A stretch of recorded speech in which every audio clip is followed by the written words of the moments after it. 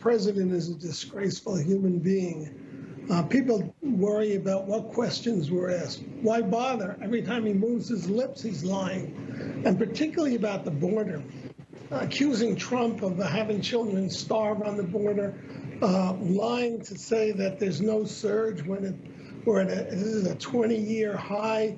The transparent, anybody can say, oh, I'm for transparency, but obviously he's not. What he's going to do is he's going to get this military base and hope he can, throw whatever it is, 5,000 people in there and make it look a little better than it looks now, where these people are packed like sardines. It's just terrible what he's done. And then he blamed Trump for dismantling that. Trump set up a secure border. We didn't have this problem with Trump. It's all created by Biden. And everybody's so nice to, the idea that we're discussing, is he a nice guy? He's a very nasty human being.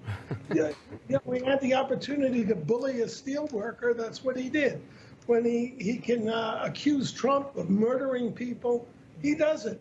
He just lies about everything. There's no point in having that conference at all. And the worst thing is the collusion of CBS and NBC and all AP.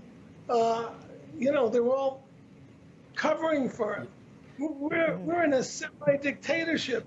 He talked about autocracy at this news conference. That's what he is. Yeah.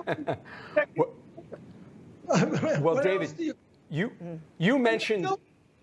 I want to get to one thing that you mentioned right there, and you said that there was insinuating that he was a nice guy. Yamiche Alcindor of PBS said before her question that the reason why people were coming to the border is because he's a nice guy. Now, do you think that's because actually he's a nice guy, or some people perceive him that way, or do they perceive him as weak?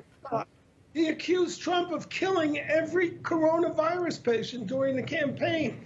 He lied. He makes Trump look like a Boy Scout when it comes to the truth. He ran a whole campaign saying he was going to represent everybody, and it wanted unity, and he wanted to represent Republicans who didn't vote for him as well as Democrats who did.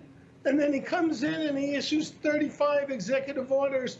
Every one of them is a poke in the eye of all the 75 million people who voted for Trump. It's just crazy.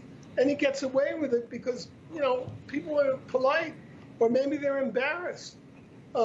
We don't have a president. Who's in charge there? Not this guy.